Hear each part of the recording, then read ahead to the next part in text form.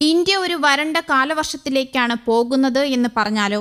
അതെ, രാജ്യത്ത് ഇനി വരാൻ പോകുന്നത് കഴിഞ്ഞ നൂറ്റാണ്ടിനിടയിലെ ഏറ്റവും വരണ്ട കാലവർഷമാകാൻ സാധ്യതയെന്ന മുന്നറിയിപ്പുകൾ നൽകുകയാണ് കാലാവസ്ഥാ വിദഗ്ധർ. പസഫിക് സമുദ്രത്തിലെ ജലം പതിവിലും ചൂടാകുന്ന എൽ നിനോ പ്രതിഭാസമാണ് ഇത്തവണത്തെ മഴ കുറയ്ക്കാൻ പ്രധാന കാരണമാകുന്നത്. ജൂൺ 1 മുതൽ സെപ്റ്റംബർ 30 വരെ നീളുന്ന തെക്കു പടിഞ്ഞാറൻ കാലവർഷത്തെ മാത്രമല്ല, തുടർന്ന് വരുന്ന തുലാവർഷത്തെയും ഈ പ്രതിഭാസം പ്രതികൂലമായി ബാധിക്കുമെന്നത് രാജ്യത്തിന്റെ കാർഷിക മേഖലയ്ക്കും ജലലഭ്യതയ്ക്കും വലിയ ഭീഷണിയാണ് ഉയർത്തുന്നത്.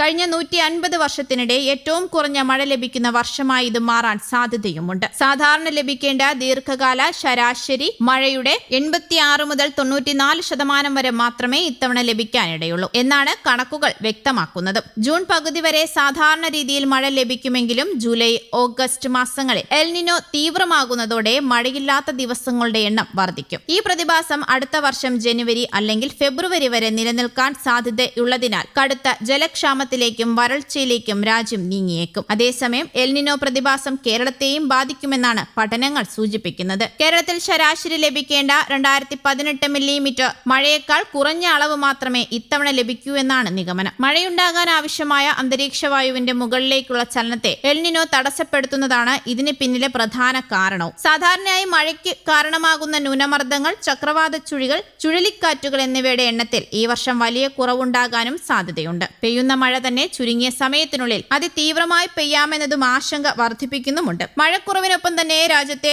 താപനില ക്രമാതീതമായി ഉയരുന്നത് മറ്റൊരു വലിയ വെല്ലുവിളിയാണ്. 2024 അനുഭവപ്പെട്ട ഉഷ്ണതരംഗത്തെക്കാൾ ശക്തിയുള്ള എൽ നിനോ പ്രതിഭാസമാണ് ഇത്തവണ പ്രവചിക്കപ്പെടുന്നത്. ഇതുമൂലം 2027 ചരിത്രത്തിലെ തന്നെ ഏറ്റവും ചൂടേറിയ വർഷമായി മാറുമോ എന്ന ആശങ്കയിലാണ് ലോകം. 2026 വേനൽക്കാലത്ത് ഇന്ത്യയുടെ പല ഭാഗങ്ങളിലും താപനില 45 ഡിഗ്രി സെൽഷ്യസിൽ കടന്നിട്ടുണ്ട്. 2024 രാജസ്ഥാന്റെ ചില ഭാഗങ്ങളിൽ 50.5 എന്ന് അതിശയിപ്പിക്കുന്ന താപനിലയും രേഖപ്പെടുത്തി. അതേസമയം ഡൽഹി പോലുള്ള നഗരങ്ങളിൽ വർഷങ്ങളിലെ ഏറ്റവും ചൂടേറിയ രാത്രികളും രേഖപ്പെടുത്തി. ഈ വർഷം 2026 വടക്കൻ മധ്യ പടിഞ്ഞാറൻ സംസ്ഥാനങ്ങളിൽ സമാനമായ തീവ്രത അനുഭവപ്പെട്ടിട്ടുമുണ്ട്. ഡൽഹി, NCR, ഉത്തർപ്രദേശ്, മധ്യപ്രദേശ്, രാജസ്ഥാൻ തുടങ്ങിയ സ്ഥലങ്ങളിൽ കടുത്ത ചൂട് മുന്നറിയിപ്പുകളും നൽകിയിരുന്നു. കേരളത്തിലെ ചൂടിനെ കുറിച്ച് പല വിദഗ്ധരും അഭിപ്രായങ്ങൾ പറയുന്നുണ്ട്. ഈ വർഷം നവംബർ-ഡിസംബർ കാലത്ത് തെക്കേ അമേരിക്കയിലെ പെറുവിലാണ് എൽ നിനോ രൂപപ്പെടുന്നത്. അത് അടുത്ത വർഷം വേനൽക്കാലത്ത് കേരള തീരത്തെത്തും. ഇപ്പോൾ കേരളം നേരിടുന്ന ചൂടിനേക്കാൾ അധിക ചൂടായിരിക്കും അപ്പോഴുണ്ടാവുക. ഇത് കരയിൽ മാത്രമല്ല,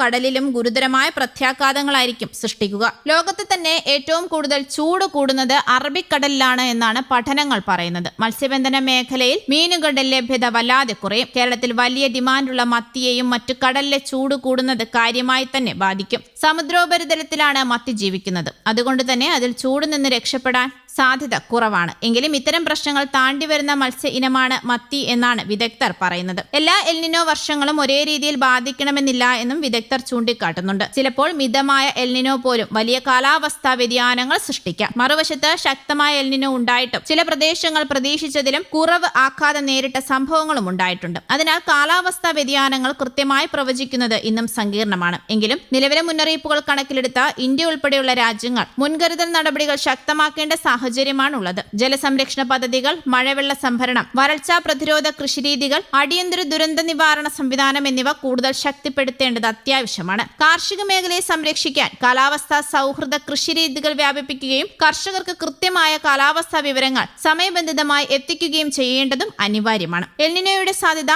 ഇന്ത്യക്ക് മാത്രമല്ല, ആഗോള കാലാവസ്ഥാ സമവാക്യത്തിനാകെ വലിയ വെല്ലുവിളിയാണ് ഉയർത്തുന്നത് എന്നതാണ് ഇവിടുത്തെ പ്രധാന പ്രശ്നവും. News desk, Kerala Kaumudi.